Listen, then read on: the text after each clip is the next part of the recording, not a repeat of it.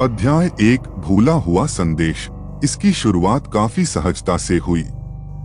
मेरे फोन पर एक सूचना आई, एमिली जेम्स की ओर से नया मित्र अनुरोध। मैं नाम नहीं पहचान पाया, लेकिन उसकी प्रोफाइल तस्वीर में आकर्षक नीली आंखों और दोस्ताना मुस्कान वाली एक युवा महिला दिखाई दे रही थी। जिज्ञासा बढ़ी, मैंने अनुरोध स्वीकार कर लिया। कुछ ही मिनटों में एमिली ने मुझे मैसेज किया, नमस्कार, मेरा अनुरोध स्वीकार करने के लिए धन्यवाद। मुझे पता है कि यह अजीब लग सकता है, लेकिन मुझे लगता है कि हम एक दूसरे को जानते होंगे। मैंने एमिली जेम्स की किसी भी याद के लिए अपना दिमाग जोर जोर से लगाते हुए भौहें चढ़ा ली। कोई न पाकर मैंने उत्तर दिया, मुझे क्षमा करें, मुझे नहीं लगता कि मैं आपको जानता हूँ। क्या हम पहले मिल चुके हैं? एमिली की प्रतिक्रिया तेजी से आई। नहीं, व्यक्तिगत रूप से नहीं, लेकिन मुझे आपकी प्रोफाइल एक पारस्परिक मित्र के माध्यम से मिली। मैं आप तक पहुंचने की कोशिश कर रहा हूं क्योंकि मेरे पास आपको बताने के लिए कुछ महत्वपूर्ण बात है। उत्सुकतावश और थोड़ा घबराकर मैंने पूछा, यह क्या है? लेकिन एमिली के अगले संदेश ने मेरी रीढ़ में सिहरन पैदा कर दी। मैं इसे यहाँ नहीं कह सकता। आज रात आधी रात को मेपल स्ट्रीट पर पुराने परित्यक्त घर में मुझसे मिलें। यह जरूरी है। मैं झिझक रहा था।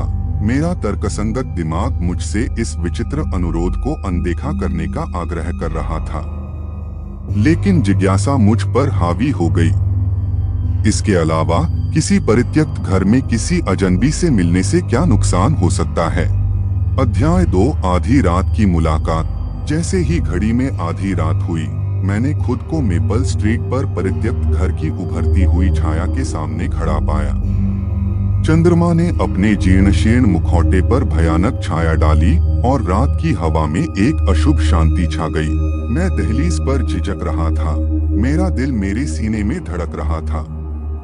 लेकिन तभी अंधेरे से एक आकृति उभरी, एमिली। उसकी नीली आंखें चांदनी में चमक रही थीं। आने के लिए धन्यवाद, उसने कहा। उसकी आवाज फुसफुसाहट से थोड़ी ही ऊपर थी। मेरे पीछे आओ। मैं एमिली के पीछे पीछे घर में दाखिल हुआ। मेरी इंद्रियां हाई अलर्ट पर थीं। आंतरिक भाग अंधेरे में डूबा हुआ था। केवल ऊपर लगी खिड़कियों से रिश्ती चांद की हल्की चमक से रोशन था। हम तहखाने में उतरे, जहां एमिली ने एक टॉर्च बनाई और उसकी किरण को कमरे के दूर कोने की ओर निर्देशित किया।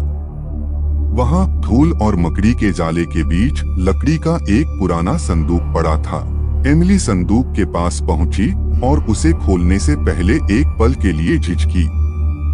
जंग लगी पट्टियों की चरमराहट के साथ उसने ढक्कन उठाया और उसमें रखी सामग्री को उजागर किया। पीले अक्षरों और फीकी तस्वीरों का संग्रह। ये मेरी परदादी के थे, एमिली ने बताया। उसकी आवाज थोड़ी कांप रही थी। वह दशकों पहले इस घर में रहती थी। मरने से पहले उसने मुझसे कहा था कि मैं तुम्हें ढूंढूं और एक संदेश दूं। मैं पत्रों और तस्वीरों को देखता रहा, मेरा मन असमंजस में डूब गया। क्या संदेश? एमिली की आंखें मेरी आंखों में समा गईं। उसकी अभिव्यक्ति गंभीर थी। घर, यह प्रेतवाधित है और आप खतरे में हैं। आपको अब यहाँ से चले जाना होगा। अध्याय 3 सताती यादें। मैंने एमिली की चेतावनी का मजाक उड़ाया और इसे महज अंधविश्वास कहकर खारिज कर दिया। लेकिन जैसे ही मैं जाने के लिए मुड़ा, बेसमेंट में अचानक ठंडक फैल गई, जिससे मैं अनजाने में कांपने लगा। और फिर मैंने इसे सुना। एक हल्की सी फुसफुसाहट अंधेरे में गूंज रही थी, जैसे किसी दूसरे लोक से कोई भूतिया आ। मैं अपनी जगह पर जम गया। मेरा दिल मेरे सीने में जोरों से धड़क रहा था। एमिली की आंखें दहशत से चौड़ी हो गईं। यह यहाँ है, उसने फुसफुसाया। हमें अब जाना होगा। लेकिन बहुत देर हो चुकी थी। तहखाने में ठंडी हवा चली, जिससे टॉर्च बुझ गई और हम अंधेरे में डूब गए। जब मैं अंधेरे में आंख मूंदकर बाहर निकलने का रास्ता खोज रहा था, तो घबराहट ने मुझे जकड़ लिया। लेकिन फिर मुझे कुछ महसूस हुआ। एक उपस्थिति मेरे पीछे मंडरा रही थी। उसकी बर्फीली सांसें मेरी रीढ़ में सिहरन पैदा कर रही थीं। एक चीख के साथ मैं लड़खड़ाता हुआ आगे बढ़ा, आंख मूंदकर सीढ़ियों की ओर दौड़ा। लेकिन इससे कोई फर्क नहीं पड़ता कि मैं कितनी तेजी से दौड़ा।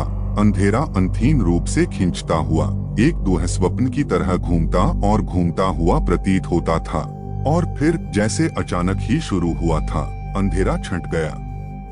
मैंने खुद को परित्यक्त घर के बाहर खड़ा पाया। सांस लेने के लिए हाँफ रहा था क्योंकि सुबह की पहली किरण ने आसमान को छू लिया था। एमिली कहीं नजर नहीं आ रही थी। अध्याय 4, भूला हुआ अभिशाप। इसके बाद के दिनों में जो कुछ हुआ था, मैंने उसे तर्कसंगत बनाने की कोशिश की, इसे एक विस्तृत शरारत या अपनी कल्पना का रूप दे दिया। लेकिन अंदर ही अंदर मैं इस भावना को दूर नहीं कर सका कि कुछ बहुत गलत था। मैं उस परित्यक्त घर में लौट आया, इसकी ढहती दीवारों के बीच उत्तर खोजने की आशा में। लेकिन मुझे जो कुछ मिला वह अतीत की प्रतिध्वनियां थीं, फीकी तस्वीरें, भूले हुए पत्र और भय की भावना जो एक अभिशाप की तरह हवा में तैरती हुई प्रतीत होती थी। और फिर एक रात जब मैं बिस्तर पर लेटा हुआ सोने की कोशिश कर रहा था, मैंने इसे फिर से सुना। अंधेरे में गूंजती हुई हल्की फुसफुसाहट मेरा नाम पुकार रही थी। मैंने इसे नजरअंदाज करने की कोशिश की, खुद से कहा कि यह सिर्फ मेरी कल्पना मात्र है। लेकिन फुसफुसाहटें तेज और तीव्र होती गईं, जब तक कि वे रिहाई के लिए चिल्लाती हुई प्रताड़ित आत्माओं के शोर की तरह मेरे दिमाग में नहीं भर गईं। उत्तरों के लिए बेताब मैंने परित्यक्त घर के इतिहास में गहराई से खोज की, पीढ़ियों तक चली त्रासदी और हानि की कहानियों को उजागर किया। और प्रत्येक रहस्योद्घाटन के साथ मुझे अपनी आत्मा के चारों ओर एक भूले हुए अभिशाप की पकड़ मजबूत होती हुई महसूस हुई। अध्याय 5, अंतिम टकराव। जैसे जैसे फुसफुसाहट तेज होती गई, मुझे पता चला कि मुझे एक बार और हमेशा के लिए भूतिया स्रोत का सामना करना होगा। एक टिमटिमाती टॉर्च और डर से भरे दिल के अलावा कुछ भी न होने पर मैं आखिरी बार परित्यक्त घर में लौट आया। जब मैं एक बार फिर तहखाने में उतरा तो अंधेरे ने एक पुराने दोस्त की तरह मेरा स्वागत किया, मुझे अपने ठंडे आलिंगन में ढक लिया। लेकिन इस बार मैं अकेला नहीं था। एमिली का भूत मेरे सामने खड़ा था, उसकी नीली आंखें भयंकर संकल्प से चमक रही थीं। तुम्हें जाना होगा, वह फुसफुसाई, उसकी आवाज अंधेरे में गूंज रही थी। इससे पहले कि बहुत देर हो जाए, लेकिन मैंने डर के मारे भागने से इनकार कर दिया। पत्रों और तस्वीरों को अपने सीने से लगाए हुए मैंने अंधेरे का डटकर सामना किया, उस अभिशाप को तोड़ने का दृढ़ संकल्प किया जिसने पीढ़ियों से इस घर को परेशान किया था। और फिर तहखाने की गहराई में मैंने इसे पाया, प्रेतवाधित का स्रोत, एक बेचैन आत्मा जो दुनिया के बीच फंसी हुई थी, क्रोध और दुहक से भस्म हो गई थी। कांपते हाथों से मैं उस आत्मा के पास पहुंचा, उसे क्षमा और करुणा की पेशकश की जिसकी वह सख्त इच्छा रखती थी। और मुक्ति के उस क्षण में अंधेरा छंट गया और फुसफुसाहटें शांत हो गईं। जैसे ही भोर की पहली किरण ने आकाश को रंग दिया, मैं परित्यक्त घर से बाहर आया। मेरा दिल कई महीनों की तुलना में हल्का हो गया था। और यद्यपि अतीत के घाव कभी भी पूरी तरह से ठीक नहीं होंगे, मुझे पता था कि मुझे अंततः शांति मिल गई है। उपसंहार, भूले हुए की गूंज। उस भयावह रात को कई साल बीत चुके हैं और मेपल स्ट्रीट पर परित्यक्त घर बहुत पहले ही ढह चुका है। लेकिन वहां जो कुछ हुआ उसकी यादें अभी भी किसी भूले हुए दुःस्वप्न की गूंज की तरह बनी हुई हैं। मुझे अक्सर आश्चर्य होता है कि एमिली के भूत का क्या हुआ।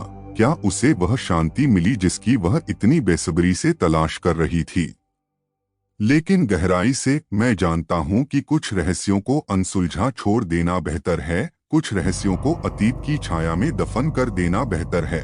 और फिर भी जब मैं अपनी खिड़की से परे की दुनिया को देखता हूं, तो मैं उस यात्रा के लिए कृतज्ञता की भावना महसूस करने से खुद को रोक नहीं पाता हूं जो मुझे यहां तक ले आई है। अंधेरे का सामना करते हुए मुझे अपने भीतर आगे आने वाली किसी भी चुनौती का सामना करने की ताकत का पता चला। क्योंकि अंततः ये अतीत के भूत नहीं हैं।